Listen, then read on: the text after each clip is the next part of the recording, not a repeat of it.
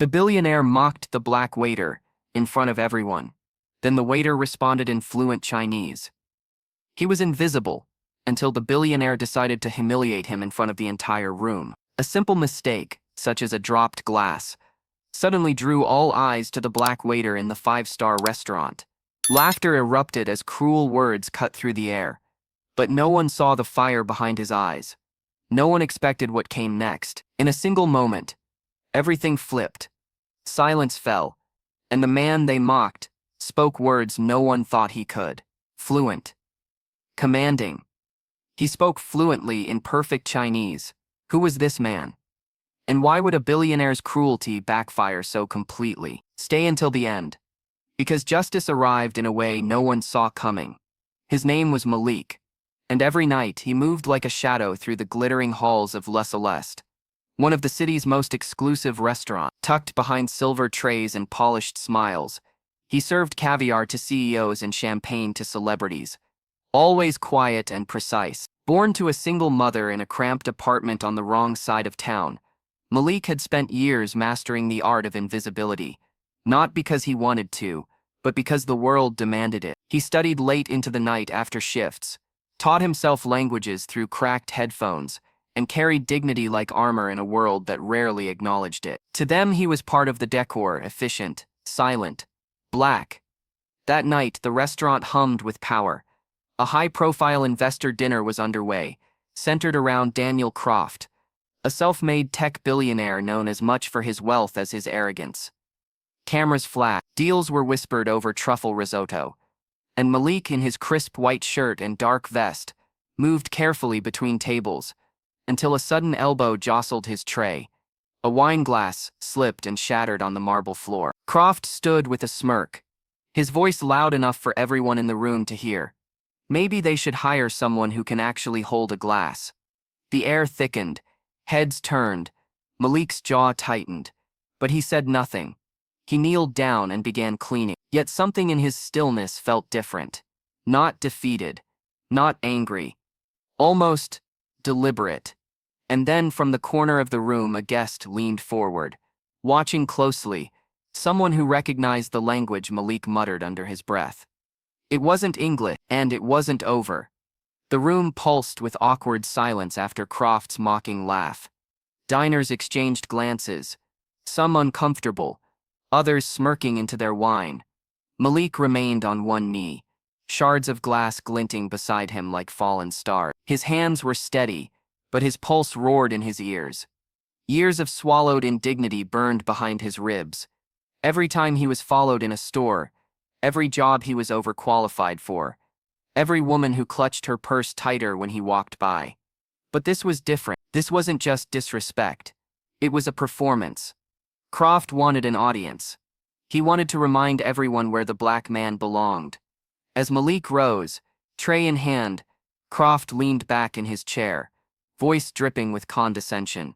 You know, maybe they should train these guys better, or just hire someone who actually fits in. He glanced at Malik, then at Croft, and then in flawless Mandarin he spoke. Malik turned. For the first time that night, his eyes lifted fully, unflinchingly, to meet the billionaire, and in a voice calm, precise, and laced with quiet power, he replied, in perfect, unaccented Chinese. The room froze. He straightened his tie, his posture shifting, not like a waiter, but like a man reclaiming his skin. Mr. Lin stood, bowing slightly. You are the representative from the Beijing office, he said in Mandarin. I've been expecting you. Croft's smirk collapsed. Wait. What? What? Malik turned to Croft, finally speaking in English with a low but carrying voice. My name is Malik Johnson. I'm not the waiter. I'm the senior liaison for the Chen Group's U.S. expansion. I was observing service quality tonight incognito. The silence was suffocating. A woman dropped her fork. A journalist at the table began typing furiously on her phone. Croft's face turned red. That's impossible. Your uniform. I wear it because I believe in earning respect, not demanding it, Malik said.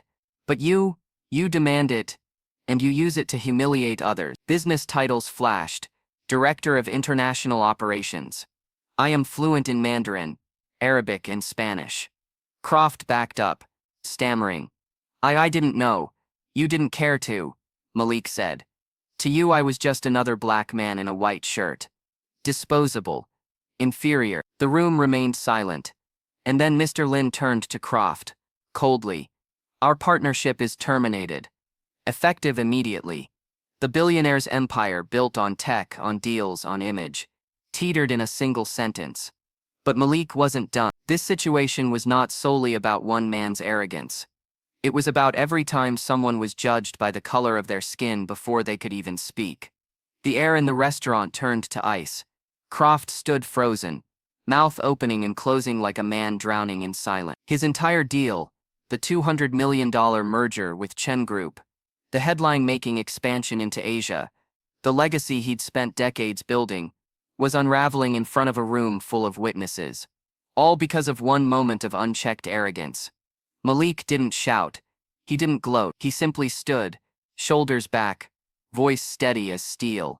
You see, Mr. Croft, he said, I spent 2 years in Beijing.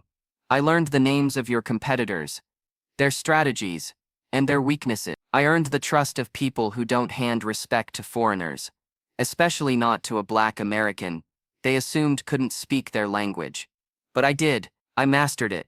Just like I mastered the art of being invisible when men like you walk into a room. He paused, letting the weight settle. You mocked me not because I dropped a glass. You mocked me because you could, because you believed no one would defend me, because you assumed I didn't deserve to be at that table. I didn't know. That's the point, Malik cut in.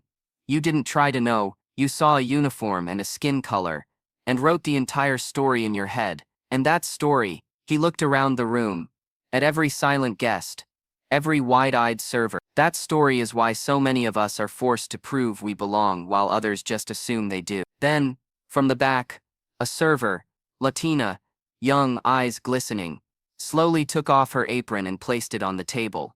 Another followed. Then another. Staff members, long silenced by hierarchy and fear, stood in quiet solidarity. Malik didn't move. But his breath, once controlled, now trembled with something deeper than anger. Something like justice. And as the cameras rolled, as social media began to ignite, one truth became undeniable. The man they dismissed was never beneath them. He was above them. Not because of power, but because he carried dignity in silence, and unleashed truth when it mattered most. Malik never returned to that restaurant. Not as a server, not as a guest. Within 48 hours, the video of that night had millions of views. Who is Malik trended worldwide. News outlets uncovered Croft's long history of discriminatory remarks, which had been buried in lawsuits and settlements, and covered up by money and influence. The merger collapsed.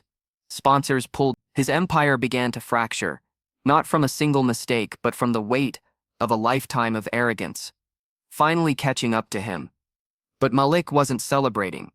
He used the platform not for fame, but for change. He launched a foundation to mentor young people of color in business, language, and leadership, those overlooked, underestimated, and told they don't fit the room. He spoke at universities, not just about racism, but about the quiet violence of assumption. The way a glance, a smirk, or a joke in a crowded room can erase a person's worth in an instant. This issue extends beyond the downfall of a billionaire. They never have the perfect moment to reclaim their dignity. They are fired, ignored, or punished for simply existing in spaces where they are told they do not belong. This story had a rare ending, where truth won, where power was held accountable. But how many stories like this end in silence? How many people are judged by their skin color, not their character or skill, while the world ignores it? But real change begins in the quiet.